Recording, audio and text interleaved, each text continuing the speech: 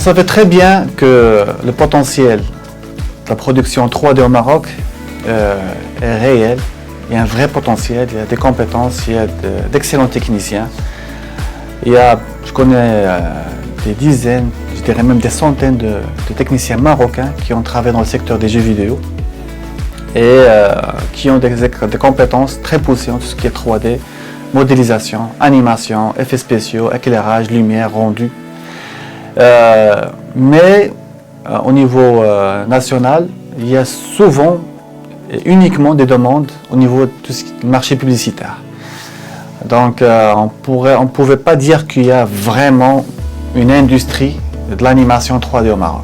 En fait, les appels d'offres de l'animation 3D, des projets d'animation 3D ont été lancés en 2020. C'était lancé simultanément dans la même période. C'était vers le mois mai. Deux EML où là on lançait des appels d'offres. Ils avaient intégré dans leur demande des programmes de dessin animé 3D. Je crois que deuxième demandait 4 programmes, mais vers la fin ils avaient sélectionné juste 3. Je ne me rappelle plus de la demande telle ou là, mais au final ils ont pris 2 studios, 2 projets. Ils ont confirmé 2 projets. Les délais c'était des délais ultra serrés. Parce que la production d'une série d'animation 3D n'est pas similaire à la production filmique d'un projet de fiction filmique avec des tournages. C'est très différent. Dans un tournage, on fait les repérages, on fait du casting, on a nos comédiens, on prépare un peu la décoration. Et voilà, quelques réunions artistiques et on démarre notre tournage. Là, c'est très différent parce que si on veut vraiment faire un travail de qualité, il faut designer tous les décors sur papier déjà. Les modéliser en 3D, c'est comme s'il s'agit de bâtir tout un bâtiment. Voilà, c'est de la construction 3D, tout ce qui est teinte, texture, lumière, les personnages. Il ne suffit pas juste de modéliser un personnage. Il y a toute la partie articulation pour qu'il soit animable, l'expression faciale, l'enregistrement des voix. Il y a tout un process qui est très très très très long et qui demande plein d'intervenants, plein d'expertise là et ailleurs.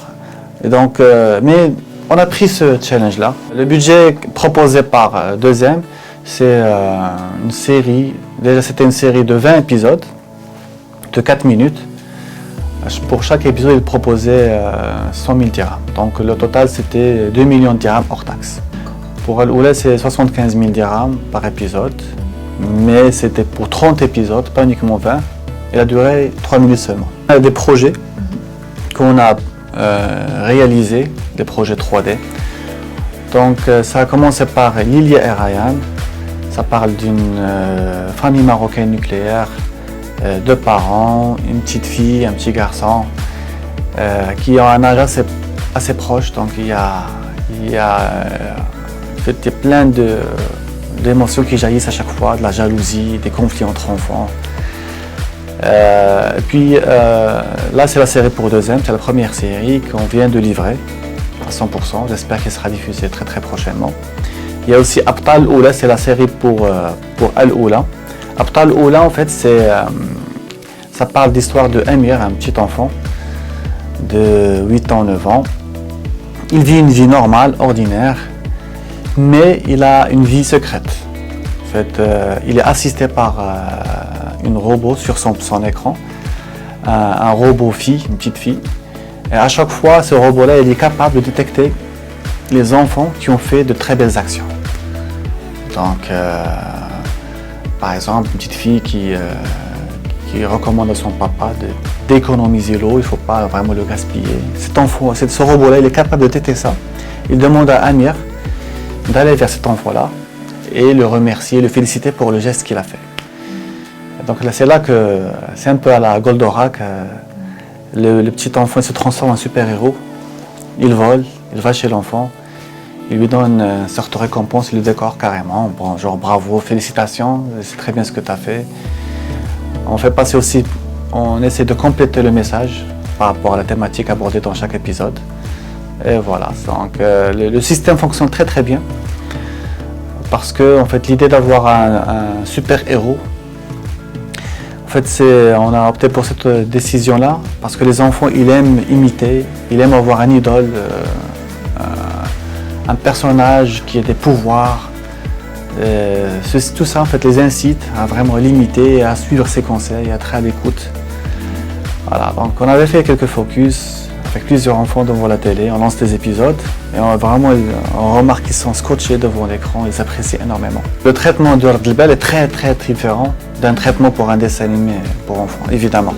Donc le traitement, on sait très bien qu'au niveau international, surtout au niveau des pays où en fait, l'animation 3D est très avancée, en fait, le public consomme régulièrement des programmes 3D, même les plus âgés.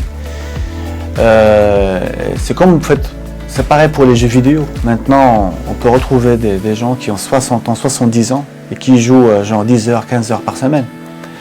Donc, il n'y a plus vraiment cette idée-là que les dessins animés c'est plus pour enfants. Non, ça dépend du traitement. Là, actuellement, il y a Avatar 2 qui fait qui explose tous les records.